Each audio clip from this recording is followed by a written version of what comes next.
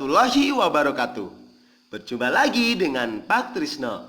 Hari ini kita akan belajar materi kelas 6, tema 3, subtema 3, pembelajaran 4. Tokoh dan penemuan. Kita masih fokus pada subtema 3, yaitu ayo menjadi penemu. Bagaimana materinya? Mari kita bahas bersama-sama. Pada pembelajaran ini ada dua muatan pelajaran, yaitu PPKN KD 3.2 atau 4.2, melaksanakan hak dengan bertanggung jawab. Bahasa Indonesia KD 3.2 atau 4.2, kata baku pada kalimat efektif. Oke, lanjut tentang materinya. Ya, kita masih ingat tentang kalimat efektif itu apa? Kalimat efektif itu yang mengungkapkan gagasan sehingga mudah dipahami. Ciri-cirinya, hemat, tidak menuliskan kata yang bermakna sama. Contohnya, para tamu-tamu duduk di kursi. Para tamu-tamu, kalau sudah pakai para, maka tidak pakai tamu-tamu. Kalau sudah pakai tamu-tamu, tidak perlu pakai para, karena sudah menunjukkan banyak. Enggak, yang efektif, tamu-tamu duduk di kursi atau para tamu duduk di kursi. Ini kalimat efektif. Dan kosakata baku itu yang penulisannya sesuai dengan PUEB, pedoman umum ejaan bahasa Indonesia.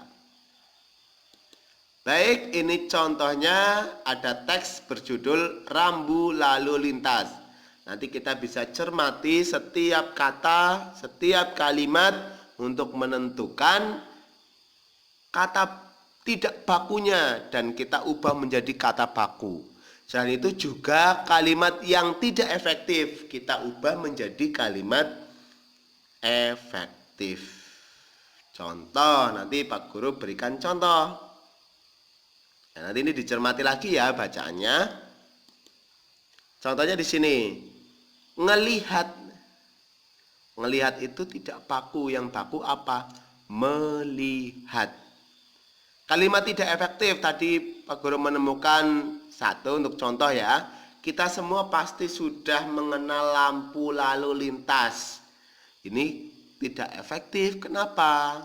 Karena ada penggunaan kata yang berlebihan. Perbaikannya, kita pasti sudah mengenal lampu lalu lintas ya. Kalau sudah pakai kita itu kan artinya sudah banyak, maka tidak perlu pakai semua. Mubazir. Lanjut, kapan kita menggunakan kosakata baku? Jelas saat pembelajaran ya, ketika kita belajar bahasa Indonesia, terus menulis surat yang resmi atau dalam situasi resmi, misalkan tadi surat ya, terus bisa juga kita menulis surat lamaran, terus kita berbicara dalam forum resmi, itu juga menggunakan kosakata baku. Mengapa kita menggunakannya? Ya, itu untuk itu kan ada sebuah tingkatan ya, ketika kita sedang berbicara kepada orang yang dihormati atau kepada dalam situasi yang resmi, kita wajib menggunakannya. Kalau tidak, itu dianggap kurang menghargai. Lanjutnya ini contoh, ubahlah ke dalam kosakata baku. Ini ada resiko, terus saklar dan apotik. Lanjut, melaksanakan hak dengan bertanggung jawab. Hak itu adalah sesuatu yang seharusnya kita terima, bukan yang harus ya, tapi yang seharusnya. Contoh, perbuatan yang mengganggu hak diri sendiri dan orang lain jika tidak melaksanakan kewajiban di lingkungan sekitar. Mengendarai sepeda dengan kecepatan tinggi menyebabkan kecelakaan. Kita kan punya hak untuk keselamatan, baik hak kita ataupun hak orang lain itu punya hak untuk selamat. Tapi kita sebagai pengendara tidak boleh seenaknya sendiri. Kalau kita kebut-kebutan, itu juga bisa membahayakan diri sendiri dan orang lain. Jadi hak kita juga terganggu, hak orang lain juga terganggu.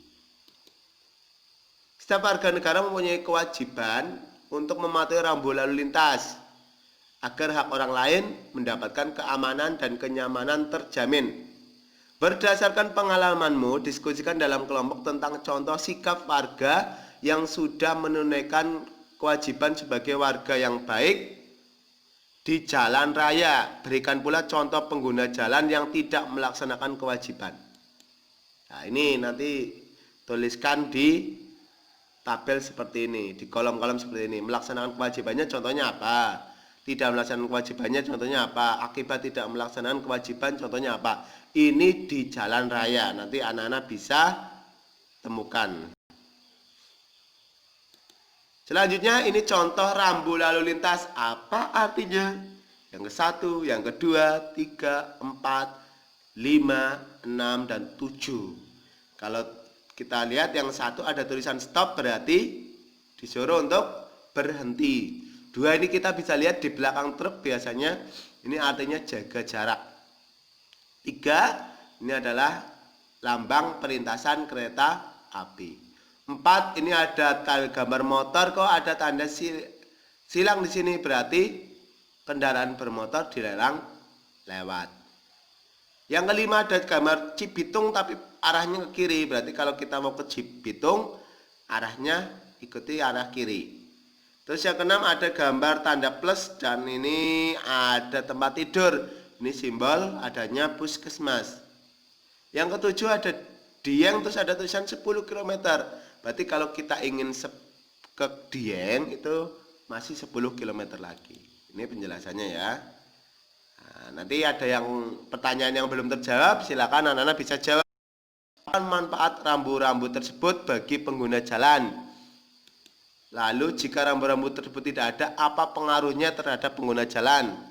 Yang keempat, apakah kamu pernah melihat rambu-rambu lain? Jelaskan tentang rambu-rambu tersebut. Ya, ini untuk belajar sumbernya sama, yaitu buku siswa kelas 6 tema 3 kurikulum 2013 dari Kemdikbud dan Bu Pena Erlangga 6A. Itu untuk materi pada kali ini. Jangan lupa yang belum klik tombol subscribe, segera klik tombol subscribe, like dan share ke teman-teman untuk bisa berbagi manfaat kepada orang lain. Sampai berjumpa lagi. Wassalamualaikum warahmatullahi wabarakatuh.